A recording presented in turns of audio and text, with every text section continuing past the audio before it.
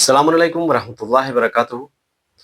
शादी के बाद इज़्दिवाजी ज़िंदगी में जो दुश्वारियाँ पैदा हो रही हैं, जो हालात हैं वो आप सबके पेश नज़र हैं। दुश्वारी कहाँ पर आ रही है?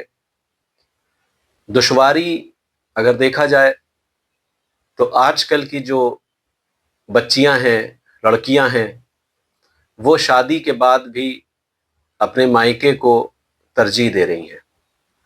तरजीह देना और होता है और किसी भी चीज़ में सिर्फ ये जहन में रखना कि हमारा मायका और हमारा घर, यानी ये चीज़ें जहन में होना, वो ससुराल को, अपने शौहर के घर को वो अपना नहीं समझती हैं।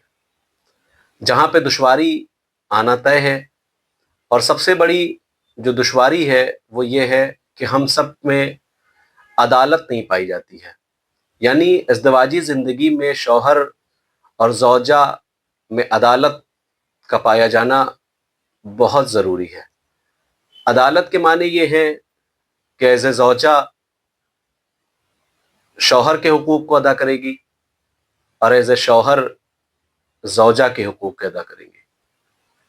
मकसद कहने का ये है कि एक दूसरे के हुकूक अगर सही तरीके से अंजाम दे रहे हैं तो रिश्ता पूरी संजीदगी के साथ, पूरी दीनी माहौल में खुशगवार गुजरेगा।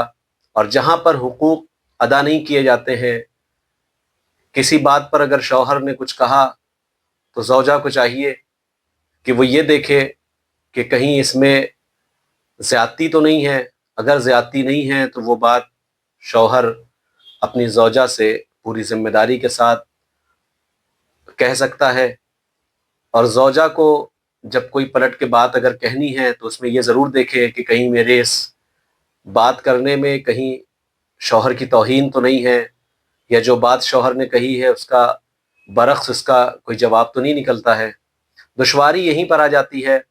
और कहीं ना कहीं इज़्दिवाजी ज़िंदगी में अगर अदालत पाई जाती है, एक दूसरे के हुकूक पाए जाते हैं, तो आसानियाँ पैदा होती हैं और एक अच्छी दीनी जो इज़्दिवाजी ज़िंदगी होना चाहिए दीन के आइन में, वो गुज़रती है। ज़्यादातर जो दुश्वारियाँ हैं वो यही हैं कि ज़ौजा और शौहर एक दूसरे का पासो लिहाज रखें और अपने अपने कामों में बढ़ चढ़ के हिस्सा लें और ज़िंदगी बसर करें। मुझे उम्मीद है कि मेरे इस उन्वान से रोज़मर्रा के मसाइल जो हैं उनमें काफ़ी लोगों तक बात पहुंचती है, और ज़्यादा से ज़्यादा मेरी वीडियोस को आप सब देखते हैं और इसको फॉलो भी करते हैं।